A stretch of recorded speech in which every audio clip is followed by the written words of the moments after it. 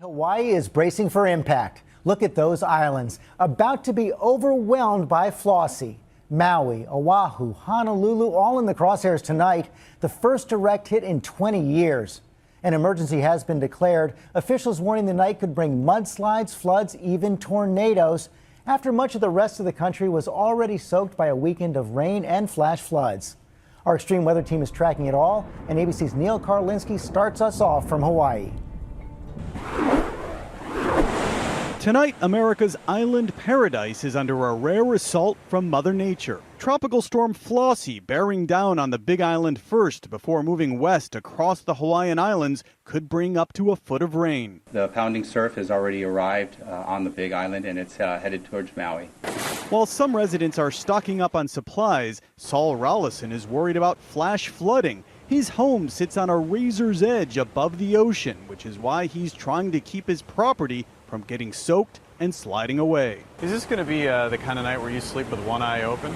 I'm going to probably not sleep at all. Most Pacific storms fade long before striking the islands, but in 1992, Hurricane Iniki left nearly $2 billion in damage and 7 deaths in its wake. Flossie won't be nearly that bad, but preparations are underway. Susie Stensrud, who survived Katrina and just moved here for better weather, says she's ready. Hopefully this will just be a lot of wind and a lot of rain and no flooding. July is the busiest month of the year in Hawaii, but today dozens of flights are canceled, tours postponed, and visitors have been left to make the best of it. Yeah, it's disappointing, but I think we'll work through it.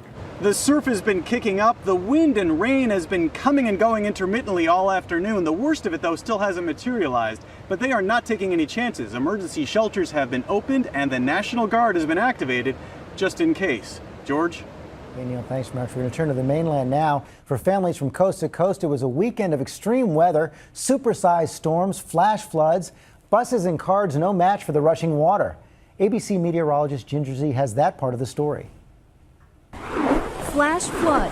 Thousands of Americans learning and living the definition this weekend. And literally in 10 minutes, the water rose from the creek side up to the house.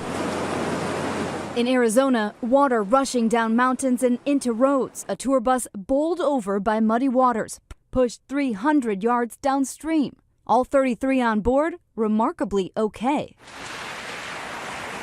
A soaker surrounding Las Vegas, water 2 feet deep. And then there were those swift water rescues in western North Carolina. Up to a foot of rain fell in less than 24 hours. Philadelphia swamped Sunday. Its wettest one-day rainfall ever, more than 8 inches. All of this after what has been a really wet summer along the East Coast. 18 states from Georgia to Maine made it into their top 10 wettest Junes. Delaware and New Jersey, both their wettest Junes on record.